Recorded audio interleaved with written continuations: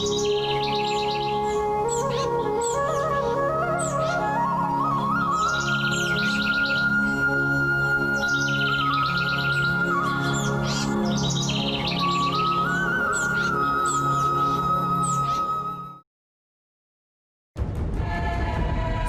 2008 महाराष्ट्र के विदर्भ और मराठवाड़ा क्षेत्र में खरीफ की फसल सोयाबीन पर अचानक कीटों का हमला हुआ है। इससे सोयाबीन की फसल तबाह हो गई है।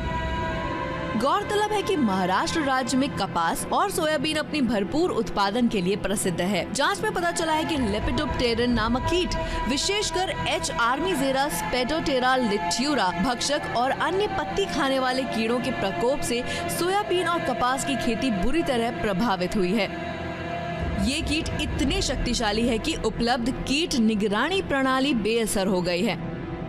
इससे सोयाबीन की 30.63 लाख हेक्टेयर में से 14.64 लाख हेक्टेयर यानी कि 48% खेती इस चपेट में आ गई है।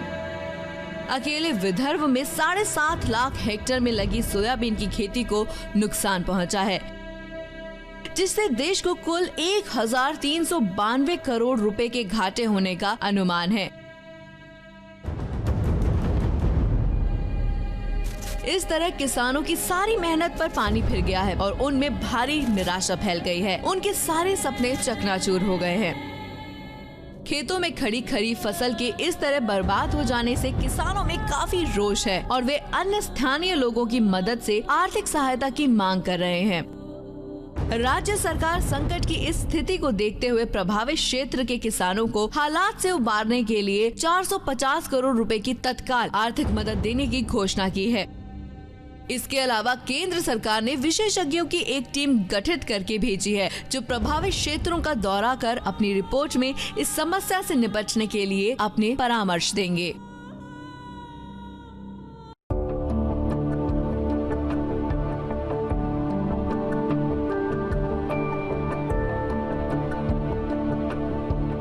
संकट की समस्या को देखते हुए महाराष्ट्र राज्य सरकार के कृषि विभाग ने वर्ष 2009-10 में राष्ट्रीय कृषि विकास योजना के अंतर्गत राष्ट्रीय समेकित नाशीजी प्रबंधन केंद्र नई दिल्ली यानी NCIPM के साथ मिलकर एक नई योजना की शुरुआत की, जिसमें देश भर के अन्य महत्वपूर्ण कृषि अनुसंधान संस्थानों के साथ साथ राज्य कृषि विश्वविद्यालयों की भी महत्वपूर्ण भूमिका है, जिसमें प्रमुख हैं महात्मा फुले कृषि विश्वविद्यालय राहुरी, मराठवाड़ा कृषि विश्वविद्यालय परभानी, डॉक्टर पंजाब राव देशमुख कृषि विद्यापीठ अकोला, बाबा साहेब सावंत कोंकण कृषि विद्यापीठ दापोली, सोयाबीन शोध महानिदेशालय इंदौर, केंद्रीय कपास अनुसंधान संस्थान Nagpur, central research institute for dryland agriculture Hyderabad, धान शोध निदेशालय हैदराबाद, भारतीय दलहन शोध संस्थान। इस परियोजना को वर्ष 2008-9 में अमल में लाया गया था। इसे प्रमुख फसलों जैसे धान, कपास, सोयाबीन और तूर पर लागू किया गया।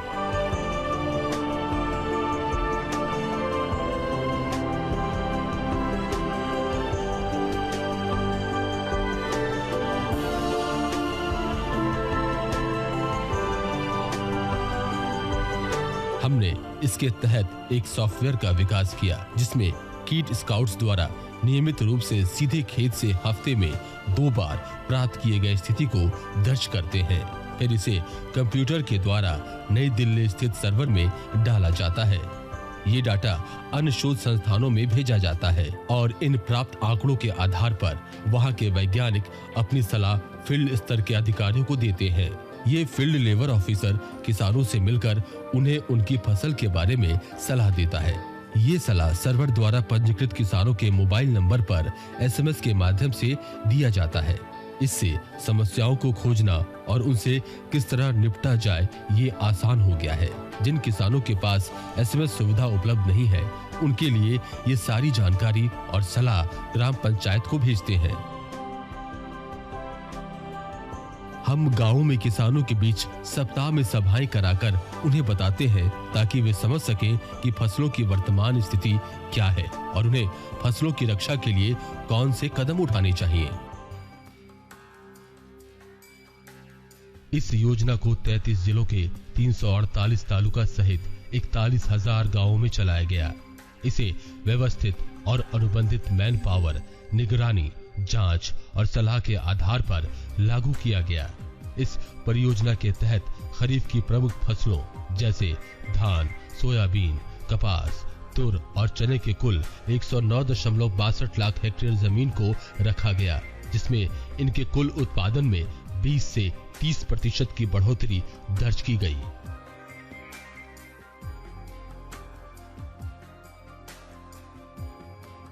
निगरानी प्रक्रिया। क्रॉपसेप परियोजना विभिन्न चरणों में संपन्न होती है। इसमें सबसे पहला है निगरानी प्रक्रिया। इसमें कीट स्काउट्स विभिन्न क्षेत्रों के खेतों में फसलों की ताजा जानकारी इकट्ठा करते हैं। हर सप्ताह प्रत्येक कीट स्काउट्स निर्धारित 8 गांवों से डाटा एकत्र करता है। देखरेख का ये विवरण डाटा शीट पर हफ्ते के सोमवार, मंगलवार, गुरुवार और शुक्रवार को रिकॉर्ड किया जाता है।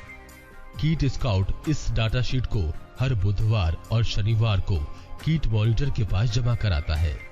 कीट मॉनिटर अपने पास जमा इन आंकड़ों के अवलोकन के अलावा कीट स्काउट की गतिविधियों पर भी नजर रखते हैं और खेतों का औचक निरीक्षण भी करते हैं। इसके बाद डाटा एंट्री ऑपरेटर द्वारा इन उपलब्ध आंकड़ों को www.ncipm.org.in पर फीड किया जाता है। तकनीकों के इस्तेमाल से अब जहां फसलों की ताजा जानकारी विशेषज्ञों तक पहुंचती है, वहीं उसी मौके पर समय से पहले या समय रहते कीटों से बचाव के लिए वैज्ञानिकों से उपयुक्त सलाह किसानों को मिल जाती है। यहाँ एकत्रित आंकड़ों के आधार पर निष्कर्ष निकालकर वैज्ञानिक किसानों के लिए दिशा निर्देश जारी करते हैं, जिससे अब भविष्य में होने वाली हानि से छुटकारा मिल गया है। प्रत्यक्ष रूप से ये परियोजना जहां ये उत्पादन में सुधार करती है, वहीं ये किसानों और फसल के विशेषज्ञों को संवाद के जरिए एक दूसरे के करीब भी लाती है। खरीफ फसलों के अलावा अब इस परियोजना को अन्य फसलों पर भी लागू किया जा रहा है।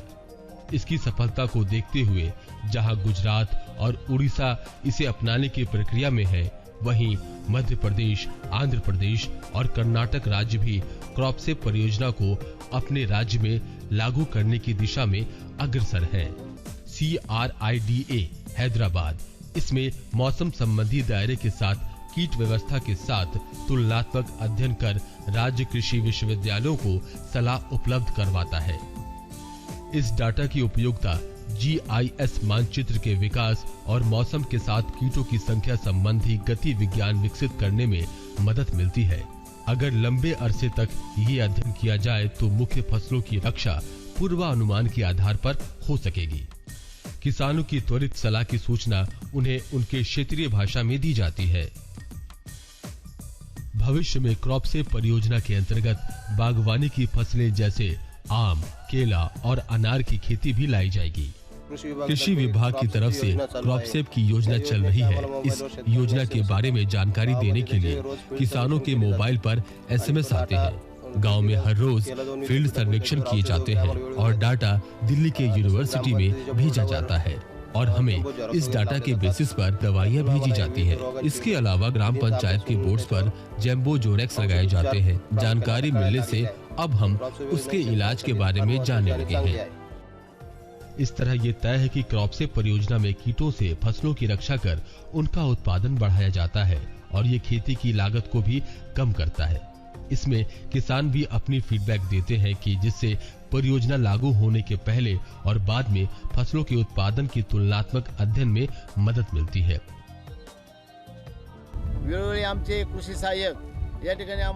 हमें खेती के बारे में मार्गदर्शन देते हैं, जिसकी वजह से हमने हर चीज के खेती में बहुत उन्नति की है और इस वजह से हमें ज्यादा से ज्यादा मुनाफा मिल रहा है। कृषि विभाग के लगातार मार्गदर्शन की वजह से हम यहाँ बेहतर खेती कर ज्यादा मुनाफा ले रहे हैं।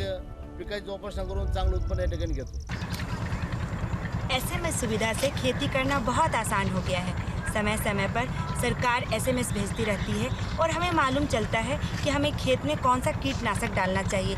इससे खेती करना बहुत आसान हो गया है और जिंदगी बहुत सरल भी हो गई है। जब से सरकार ने एसएमएस सेवा शुरू की है तब से हमें खेती करना बहुत आसान हो गया है और फायदेमंद हो गया है। सरकार के द्वारा भेजा गया एसएमएस में दवाई का पूरा नाम लिखा होता है जो जाकर हम दुकानदार से सीधे मांग लेते हैं। पहले ऐसा नहीं कर पाते थे, पर अब एसएमएस मिलने से हमें खेती करने में बहुत फायदा होता है। परियोजना मूल्यांकन 2009-10 में सूखे के बावजूद साल 2008-9 की तुलना में साल 2009-10 में सोयाबीन की पैदावार में 23.75% की वृद्धि हुई है। 2008 की तुलना में 2009 में 1047.50 करोड़ रुपए का कुल लाभ अर्जित किया गया है। 2009-10 के 4.8 लाख हेक्टेयर के मुकाबले 2008-9 में 14.64 लाख हेक्टेयर के मुकाबले ETL से अधिक क्षेत्र में कमी देखने को मिली। पौध संरक्षण के सही समय पर इस्तेमाल करने से उत्पादन में वृद्धि हुई। NIRD हैदराबाद के सलाहकारों ने सिफारिश किया है कि इस तरह के परियोजनाओं को अन्य राज्यों में भी चलानी चाहिए। 2010-11 में अब तक की सर्वाधिक दाल उत्पादन के लिए कृषि कर्मण्य पुरस्कार पाना, जिसमें राज्य सरकार की उन पहलकदमियों का खास जिक्र किया गया जिसमें क्रॉपसेप परियोजना शामिल। भारत सरकार ने अन्य राज्यों को इस परियोजना को अपने यहाँ लागू कराने की सलाह दी है और इस मॉड्यूल को 60,000 दाल उत्पादन कार्यक्रम में शामिल की गई। गुजरात और उड़ीसा ने इस परियोजना को लागू किया। मध्य प्रदेश, आंध्र प्रदेश और कर्नाटक ने अपने राज्यों में इस परियोजना को लागू कराने की मंशा जताई। एक लंबी अवधि में उत्पादन डेटा से ऐसे सहसंबंध स्थापित करने में मदद मिलेगी जो फसल में कीट प्रभाव की भविष्यवाणी करने में मददगार साबित हो सकते हैं। बहुक्षेत्रीय मौसमी आंकड़े कीट विज्ञान, पैथोलॉजी और कृषि मौसम विज्ञान के क्षेत्र में उन्नत अनुसंधान के लिए मददगार होते हैं। बाकी राज्यों में इस परियोजना को लागू करने से पूरे देश के लिए नई रणनीति और पौध संरक्षण के लिए प्रभावशाली तरीके विकसित करने में मदद मिलेगी। सन 2011-12 में इस प्रोजेक्ट के सफल होने पर भारत सरकार ने महाराष्ट्र सरकार के कृषि विभाग को ई-गवर्नर के पुरस्कार से भी नवाजा है। कीटों की वैज्ञानिक निगरानी और उनका अवलोकन पूरी तरह नियंत्रित है। इस कार्यक्रम को राष्ट्रीय सभा में कृषि विभाग भारत सरकार द्वारा भी सराहना प्राप्त हुई है। अब ये कार्यक्रम भारत सरकार द्वारा अन्य राज्यों में लागू करने हेतु एक मॉडल के रूप में स्वीकार कर ली गई है। गुजरात और उड़ीसा राज्य सरकार इस परियोजना को पहले ही स्वीकार कर चुके हैं। वे इस कार्यक्रम को अपने राज्य में लागू कर चुके हैं।